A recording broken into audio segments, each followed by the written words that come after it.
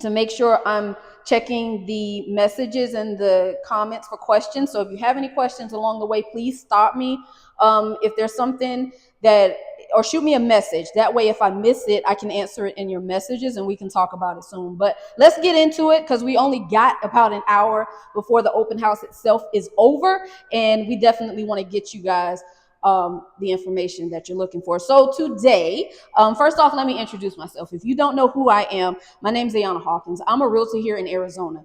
Predominantly, I work in the Pinal County area, but I also sell in Maricopa County and pretty much anywhere here in Arizona. So if you're looking in the state of Arizona, we can help you with that. I've been in the business now for 9 years. It has been a whirlwind of fun, frustration.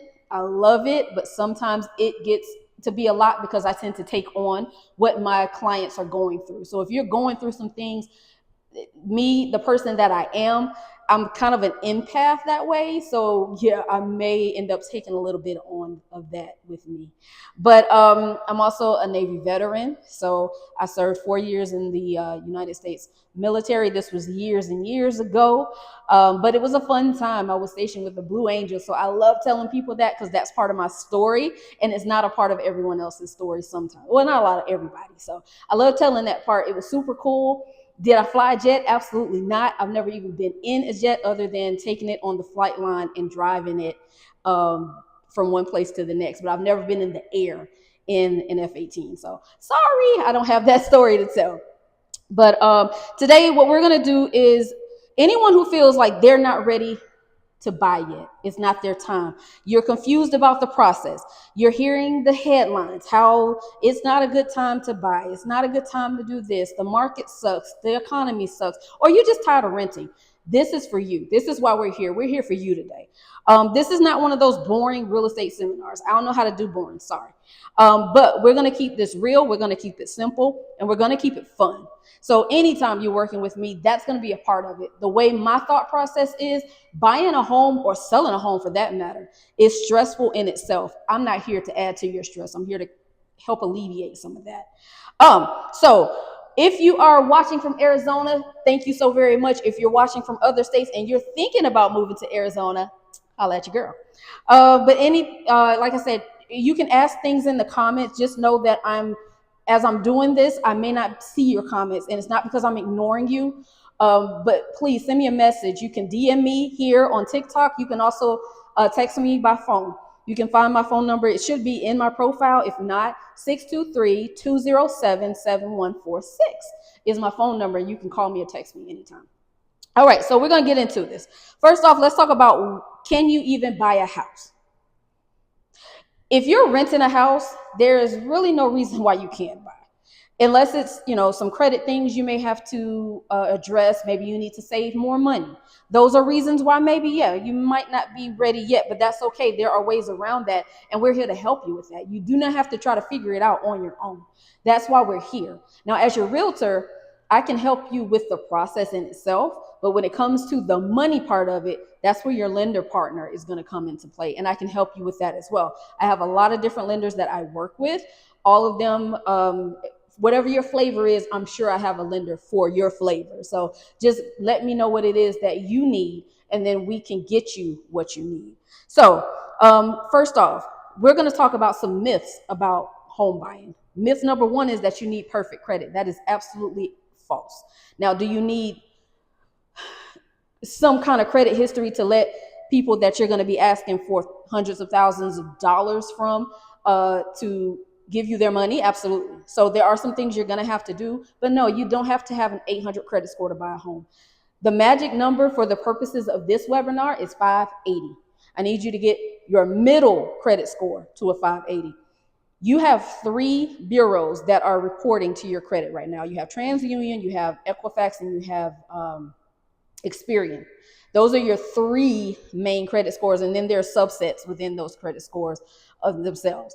But those are your 3 scores. So when a lender asks you, do you know what your credit score is? They're asking if you know what your middle score is. So between those 3, you're looking for that middle score to be at least a 580.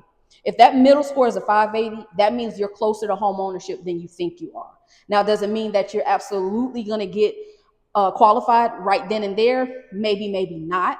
Again, it then depends on your situation, what's going on in your credit profile. If you are missing car payments and you just missed one 2 months ago, it may be a little while before you can purchase a home. But if you have some collections on your accounts and those collections are a year or two old, they may not be holding you back from purchasing a home. So again, this is why it's important for you to talk to a lender so they can tell you if those things are holding you back or if they can be, kind of brushed over and we can move on to the next step. So you do not need perfect credit. That's myth number one. Myth number two is that you need 20% down. That's another falsehood. Does it help to have 20% down? Absolutely, because that gets rid of a portion of your payment called mortgage insurance. So mortgage insurance is usually a couple $100 on your payment a month, but that's a couple $100 that you could be saving every month and doing something else with. So 20% down can get rid of that depending on your loan type. The good part is if you're a veteran, you don't have to worry about that. Did you know that? Now you do. So veterans, if you're using your VA loan, you don't even have to worry about mortgage insurance. If you're using an FHA loan or a conventional loan or a USDA loan, then yes, that's a part of your payment that you're going to have to consider. Now, will you see it? Probably not. It'll be already built into your main number. But yeah, that extra couple $100 could be the difference between you qualifying or not. Now, if you don't have 20% down, because that's a lot of money, like let's be clear, then what you can do is there are different loan types. There are loan types where you can put 1% down. There are loan types where you can put 3.5% down. In certain areas here in Arizona, you can qualify for USDA. Now it's a little bit of a process, but it can be done where you don't have to put anything down. So again, don't get stuck in I need 20% down. And if it's absolutely like, hey, life is lifing right now, and saving that much money and being able to buy a house and being able to live at the same time is a bit of a problem for me, then there's down payment assistance. That's another conversation for another day on down payment assistance. I'm not an advocate for or against it. If you need it, go for it. If you don't, maybe you take the money that you save and use that money towards your down payment. But there are ways around it, is what we're saying. You need a lot of income. That's also not necessarily true. Now, two things. You have your income, this is your money coming in, but you got your outcome. That's the money that's going out. Now, if you have a limited income coming in, but you don't have any money going out, you may be in the same position as somebody who has a lot of money coming in, but they also have a lot of money going out. So you may be in a better position than them. So it's not necessarily how much you're making per month, but it is what you're doing with the money that you are making. So again, that is why it's important to talk to a lender. Don't try to figure this stuff out on your own. You will hear me say this a lot. You'll hear me say this in person. Go to the people that are going to give you the money and let them tell you what they need you to do to get their money. So don't try to figure this stuff out on your own. Go ahead, have a conversation with the lender. They don't necessarily have to pull your credit immediately, but they've been in the business. If they're worth their weight in gold, they've been in the business long enough to where they can listen to you, hear your story, and tell you where you are in the process for the most part, as long as you're telling the truth, because that's important too. So if you're telling them, the 100% factual actual, then yeah, they'll be able to help you figure that out and say, okay, this is what we need to do to get you there. But you don't do this on your own. There's no point. They're doing it for free. So don't do it on your own. Go talk to a lender. All right. So different loan types. You have FHA, VA, conventional, USDA. Those are the four main types. VA obviously is only going to apply if you are a military veteran or if you are a military member. So that's a separate thing by itself. That again is a conversation where if you are a veteran or you are active military, then we can have that conversation on a different day. Shoot me a message and say, hey, I want to learn about my VA benefits, and we can definitely do that. FHA is probably 95% of, if you're on this webinar right now, that's 9 times out of 10 the loan type that you're going to be using. It's FHA, Federal Housing Administration, something like that. I don't know. But sorry.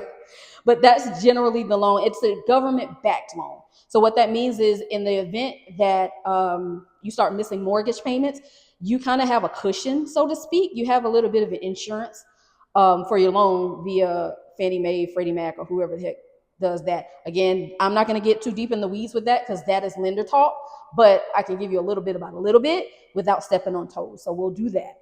But 9 times out of 10, you're going to see yourself in an FHA loan.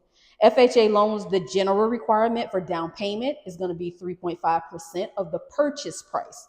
So whatever the purchase price is, take 3.5%, put it in a calculator, it'll give you that number, and that would be the number that you're striving towards for your home. Now, in the event that, you know, that number looks a little like a lot, then that's where down payment assistance comes into play. And if you'd like a copy of our down payment assistance guide, we can provide that as well. Just shoot me a message, down payment assistance, or shoot me a text, and we'll get that over to you as well. So we've got all the resources for you. We just need you to let us know what you need, and then we can go from there. Now, USDA, that is a rural loan. So if you're in Gilbert, Chandler, Queen Creek, Scottsdale, you know, Phoenix, then that loan type really does not apply to you. That's going to apply to you people that are in the rural areas. If you're in Eloy, if you're in Arizona City, Coolidge, Florence, the outliers, then USDA is what will come into play. At one point, that was basically a loan for lower income people who lived in, you know, like farm areas, but it's kind of shifted a little bit because Arizona's kind of shifting a little bit as well. So at some point, some of these outlying cities may not qualify for USDA anymore. If I'm not mistaken, Casa Grande qualified at one point. It no longer does. Same thing with Maricopa. There is a part of Maricopa that qualifies and a part that does not. So different places have different rules, and it all depends on the density, how many people are in the area. Once a place gets grown up, they don't need USDA anymore is what the assumption is, so it goes away. So right now, the opportunity still exists in certain places in Arizona. If you want to know if where you are qualifies for that or where you're looking qualifies, let me know. Shoot me a message, USDA. That way we know that's what you're asking about, and we'll get you, there's actually a map where you can plug addresses in, and it'll tell you if a particular home is in the USDA zone. So USDA is a 100% loan, meaning there is no down payment required for that loan type.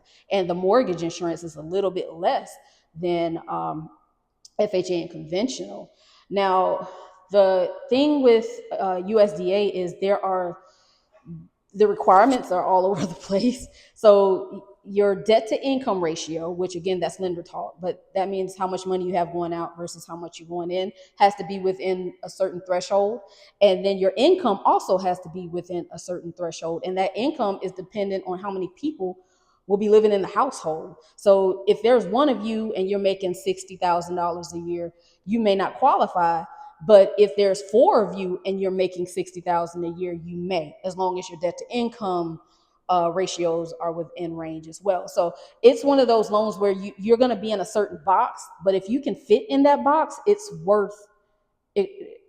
definitely worth looking into that loan type, especially for the purposes of not having to come out of as much money up front to get into a home. So USDA, if you're looking in a lot of the cities in Pinal County, let me know and we can chat about that. Now, down payment assistance options, again, we won't get into the weeds with that because that money comes and goes so quickly. There could be a program that's available today that by the time you see this video, it may not be, but we do have a guide that's available. And if you'd like a copy of that guide, just shoot us a message and we'll get that to you. All right, so the first step is creating your game plan. Say it with me, game plan. Do not go out here trying to buy a house and you haven't sat down and figured out the key things that you need in a house. For one, not what you want, what you need in a house. How much you can buy, because there is nothing more hurtful. I'm sure there is. Let me not say that, I'm being a little bit much, but it is not fun to go shopping for a house at $450,000, and then when you actually go and meet with the lender, they say you only qualify for $300,000. If you know that number up front, if you know your purchase power, your process and your experience is going to be way different, and it's going to feel way different than if you're doing it blind and trying to figure it out as you go. So have your game plan up front. Know what your wants and your needs are. If you're absolutely positive that you will not, absolutely cannot, and do not want to have carpet in your house, stop looking at houses with carpet. So I'm just saying, like, little things like that. If you're like, you know what, these white cabinets ain't it. If you see white cabinets in the picture, cross them out. before you be like, well, I just want to go see it just because. No, don't do that to yourself, because all you're going to do is, there's a lot of noise and there's a lot of houses for sale right now. So the best thing you can do for yourself is narrow these things down before you start doing it. Again, to make your process, you looking at 100 houses is not fun. It's not fun. It is exhausting, and it will get you to the point where you're just like, this is never going to end, and it'll weigh on you. Get to the point where, you know what, I got 5 houses that are on the top of my list that I absolutely have to go see. Let's go see those and make a choice from there, because otherwise you'll find yourself a year later still looking for the perfect house, and there it's very likely that you're not going to find it. I'm going to just be 100% honest with you. That house may have 4 of the 5 things you want, and maybe that's the difference between you buying now or not buying now too. So again, make your experience worth your time, because your time is valuable. So keep that in mind. Game plan, that's the first thing you want to do. Now, if you want a copy of what my game plan is, hit me up with a plan in the comments, and we'll get you kind of a checklist of what to consider when you're coming up with your game plan for your first home purchase. All right, so we'll do that. Okay, so now the process. There's 6 basic steps to buying a home. We're going to go through them in order. Key word here is in order, because a lot of y'all skip to step 3 and you have not done step 1 and 2. So we're going to talk about the order of buying a house. First thing you want to do, I've said it already, you want to talk to a lender. When you get to the point where you say, yes, I want to buy a house, when you make that conscious decision, your next conscious decision, should be to talk to a lender. Now, if you don't know one, find yourself a realtor who does know them, that you trust, and go from there. Or we're in the information age right now. You can go on freaking TikTok or Instagram or Facebook and find a lender also. That is completely fine. Make sure you're vetting people out. And again, make sure you're comfortable with who that lender is, because between your lender and your realtor, you're going to be dang near married to those people for the next few months of your life. So you better at least like them going into that process. So first thing you want to do, even before you talk to me, talk to your lender first. And if you don't have a lender in place, or you're like, you know what, I don't know who to trust, I don't know. Okay, then talk to me, and then we'll get you to a lender. But that's going to be always step number 1. Talk to a lender. Now, step number 2, determine your budget and what your loan options are. So when you know what you can do, again, that kind of helps to weed out some of the noise. Believe it or not, not every house that's on the market can qualify for FHA. Not every home that's on the market can qualify for USDA. So if you know which houses these are, again, you can weed those out. Don't even worry about, we're not going to go look at that house because they're not taking FHA loans. And that's your loan type. So let's figure that stuff out before we get out in these streets and looking at houses and, doing all the things. The next thing you're going to do, you're going to tour these homes. You can tour them via open houses. You can tour them with your realtor. You can tour them virtually. Nowadays, we have virtual tours that are available online on Zillow, Realtor.com, Homes.com, where you can actually just scroll and do all the things and see the house before you even get to it. So there are different ways that you can tour homes. I always like to at least start with the virtual first, because it may weed out some of the stuff before you get to it. If you're looking at this room and you don't like the layout, why go see it in person? You've already seen it online. It's not going to work. So use those virtuals. That's my pro tip for the day. So after you're touring homes, next step, you're going to make an offer on something. When you get to the point where I found the one, I'm ready for it, you're going to make an offer. At this point, your realtor is knee deep in this with you. We vibing at this point. And going through an offer looks different depending on the agents that you work with. You're either going to do this in person, you're going to do this over the phone, you're going to do this via email, via text, whatever. But put it in an offer is when you are creating the contract for the home that you want to buy. So you're going to put all these terms in there. Now, again, that's a video for another day, because that process it's not lengthy. But it's a lot to it. If you want to see what a purchase contract looks like, shoot me a message, purchase contract, and we'll send you a copy of that. I actually have a video where I go through the purchase agreement section by section and explain those things to you, because I can 95% guarantee the next time you'll see that contract, it's going to be in your email. The only time you probably won't see it directly in your email first is if you go to a builder. And the reason being, they're going to go over it on the computer screen with you in the office. They're different. Their contracts are a little bit different from ours. But Nonetheless, it's a purchase contract. But you're going to see that stuff in your email. You want to know what you're signing. Do not sign anything that you do not understand, and make sure that you understand it and your agent has explained everything to you and made you comfortable enough to sign anything regarding this house. These are legally binding contracts that you are signing. You are buying a house. Make sure you understand what you are signing when you're doing it. So don't say I didn't tell you that. On to the next. So you're going to make your offer. Again, that's where the terms of your contract are going to be discussed and agreed to, hopefully. When you're going to close, how much you're going to put down, what your earnest money deposit is, um, who you want to, what title company do you want to use, what kind of loan type you're going to use.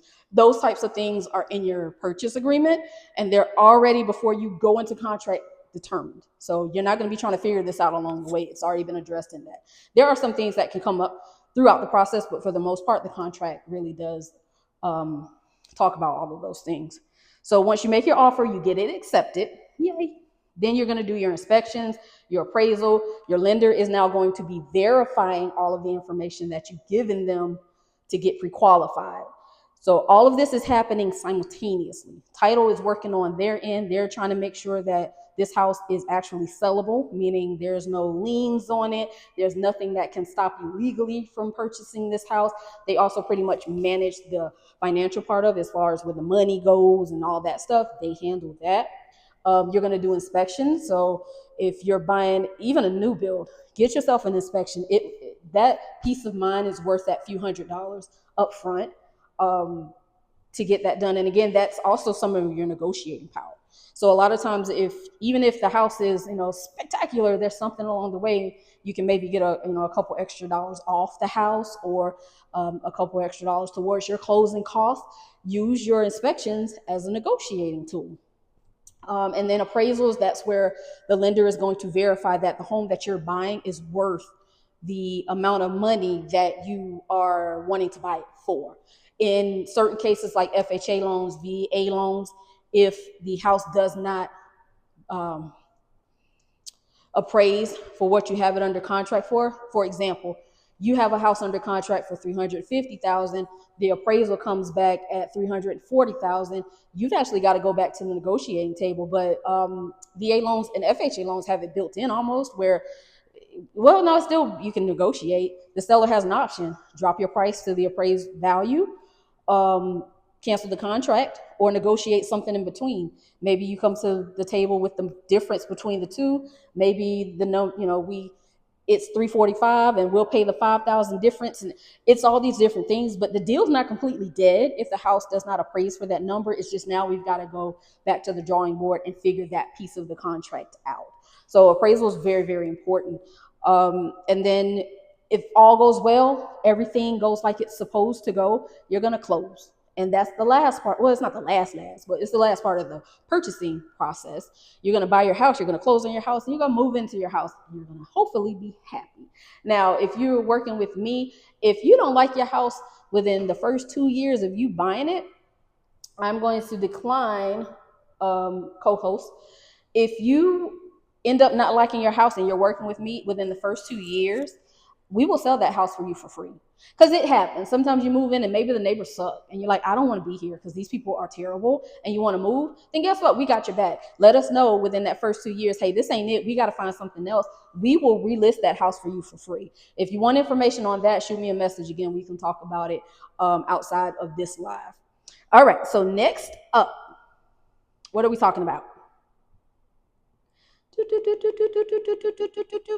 Let's go over some mistakes that I've seen first-time buyers make when they're doing this process here. Don't open no new credit cards. That the day you make a decision that you want to buy a new house, do not go opening nothing. Don't go buying furniture. Don't go buy a new car. Don't go open a credit card. Don't go to Lowe's and Home Depot and Walmart and Costco. Don't do nothing. At that point, act like your credit is frozen and you can't use it. It's stuck in ice. Don't touch nothing on your credit. The worst thing you can do to yourself is throw off your numbers in the middle of purchasing a house, and now you can't, and you got to start this whole process over, because I'm going to guarantee you ain't going to want to do it. So don't do that. Don't open no new credit cards. Financing furniture before you close, absolutely not. Do not do that. Wait until you close. Now, if you want to go buy it cash, do your thing. Don't pull that cash from an account that you shared with the lender, though, because they're going to ask you what you did. So again, that's another one. Don't spend a whole lot of money in your account. We'll probably get to that. Changing jobs suddenly. Please don't quit your job in the middle of buying a house. Um, you can quit after. It's completely up to you. Don't quit your job. Now, things happen. We get that. Sometimes it's beyond your control. We understand that. Will that absolutely kill your deal? Not necessarily. But that, again, we can dig deeper into that. If that situation applies to you, we can dig deeper in. The deal is not completely dead just because you lose your job, but we might have just delayed it a little bit. So again, that's a conversation we can have. Sometimes it's beyond your control, but just on some F you, I don't want to be here no more. Please don't do that in the middle of buying your house and you're at your job. Just hold on for a little while longer. We'll get you there and then you can do that. Okay. All right. Ignoring credit issues. If you pay your stuff, if it's there and you see it, don't negotiate. Let me pause for a second. Yes, negotiate things, but again, negotiate them based on what your lender is telling you should do, and then kind of go from there. Don't try to do it on your own. If a collections account pops up in the middle of the process, don't ignore it. We got to address it. Let's address it so we can move on, or we can figure out what we need to do. Because sometimes it can be fixed, but we don't know what we need to fix if you don't tell us. Not us being me, but us being the lender. So again, when it comes to the finances, me as your realtor, I can guide you so far, but your lender is who you want to lean on when you're working through that process of purchasing, the financing part. If you're using cash, that's different. But if you're financing, you always want to lean on your lender for lender related, mortgage related questions and concerns. All right. Waiting forever for perfect timing. There is no such thing. The perfect time for you to buy a house is when all of your stars are aligned, when all of your money is where it's supposed to be, when your credit score is where it's supposed to be, and when you're at the point where you are ready. That's when it's time for you to buy. Not when interest rates drop, not when the market crashes, not when your brother gets married next week. None of that matters. What matters is when you're ready. That's the perfect time for you to buy. A lot of people are like, I don't want to buy. The market's too high right now. Well, at some point you'll be able to refinance. I can't say you can do it tomorrow, but it'll happen. Or maybe you're building your rental portfolio for the future. But don't wait yourself out of a house. I don't know how many people that I have started this process with years ago who wanted to wait until prices came down. And I don't know if you guys have noticed, but that hasn't really happened to the extent that everybody is wanting it. If you are waiting for a house in Santan Valley to sell for $200,000 again, I can tell you I just sold, well, I didn't sell it, but I almost sold one that was priced at $215,000. No, it was actually at 200. They, I think, sold it for 215. That house looks completely burnt out. That's what you might find for 200,000. So if you're waiting for that to happen again, you might be waiting for a very, very long time. So if you're looking, I would say stay within a certain, I don't know, monthly payment. Don't focus so much on the amount of the house. Focus on the monthly payment. Because if you're paying that much in rent anyway, why not build equity while you're doing it? That just makes logical sense to me. So buying a house is not for everyone. I understand that. But it is available to everyone. So take advantage of that. Because if you don't, somebody's going to buy it for you and rent it to you. So be your own landlord. How about that? Let's see, what else? Looking at homes that are way over your budget. That is the best way to start hating everybody, is to start looking at houses. Listen, I love going and looking at $1 million house. Though they touch my heart. But I know good and damn well I can't afford one. I just go for the fun of it. That's not my life. I'm not at the point where I've got that much money saved up that I can go buy one cash. And I absolutely am not trying to pay that monthly mortgage on $1 million home, but it's pretty to look at. So when you are at that point where you know what, I'm ready to buy, that's why it's again important to find out what your purchase power is, so that you're not over shopping or under shopping in certain cases and missing out on things because you thought you couldn't afford it. So find out what your purchase power is beforehand, but also don't go out actually thinking Unless you can. Now, if you can afford an $800,000 house, go for it. But if you're like, I want to pay $2,000 a month and I have no money saved, you're probably not getting that $800,000 house. So let's bring it down and look within your budget. It makes for a better experience. I promise you. All right. So when does renting make sense? And when might buying be a better option? I think I kind of addressed that a little while ago. It just depends what your situation is. When I was in my 20s, we used to say that we didn't want to buy because we didn't know where we wanted to live. Ultimately, I didn't purchase my first house. Me and my husband, we didn't purchase our first home until I was 41 years old. That is 20 years worth of equity that I missed out on. That is 20 years worth of payments towards a 30-year mortgage. I could be 50 now. In 5 years, I can be 50 and have a paid off home if I would have purchased a house when I was in my 20s. Not that I couldn't afford it. I didn't know what I didn't know. And I thought I'm stuck in this house. I'm going to be here for the rest of my life. Absolutely, you're not. Now, are you going to be able to sell it, the next year? Probably not. But you can build a portfolio. You can build a rental portfolio. You can start that. You can, I don't know, Airbnbs popped up while all this was happening. I could have me an Airbnb or two right now. I could have something that I can pull equity from and put it towards something else, pay off debt, all kinds of things. I wish I knew then what I know now. I put it that way. So if you're in your 20s and you're watching this and you're thinking, I don't want to buy a house because I don't want the responsibility, you're going to have responsibility regardless. One thing is for sure and two things for certain. You need somewhere to live. Question is, again, who do you want to be your landlord, you or somebody else? So if you're your landlord, you can walk out of when you get ready to leave, not have to worry about whether or not you're going to get your security deposit back. If you're renting, you got to hope that the owner of that house does not wake up one morning and say, I want to sell it. I need you out in 30 days. So there are different scenarios, different strokes for different folks. If you need help with a rental, we can help you with that, and we absolutely will do it. But if you're looking to get out of that circle, that cycle, let us know. That's what we're here for. Ultimately, I'm here as a housing specialist. And by housing, meaning buying, selling, renting, investing, all of those things. So I'm not just here trying to make everybody in the world buy a house. I understand that's not everybody's life. But if you're at a point where you got 4 dogs, you might want to buy. Because do you want to have to keep trying to figure out if you can take your dogs with you to the next rental, to the next apartment? Do you want to have to start getting rid of your pets because they won't accept your dogs? Like, who wants to do that? Go buy yourself a house. Make it easier on you and your furry babies. So there you go. Again, if you want to explore your options, we can have a one-on-one conversation. Hit me in the comments or shoot me a message with the word B-Y. No, how you spell it? B-U-Y. Hit me with that and we can set something up. Coffee's on me wherever you want to go. Not more than 40 minutes from my house. Okay, how about that? All right. So I want to thank you guys for joining me today. This was just kind of a little, I don't know what's the word, tip of the iceberg. Buying a home, it's not super complicated, but there are a lot of moving pieces in it.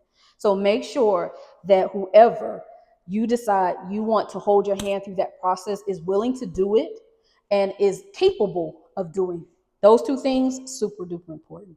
But thank you guys for hanging out with me. I'm going to look and see if there are any comments or questions or something I missed in the what is this? In the live stuff. And let me turn this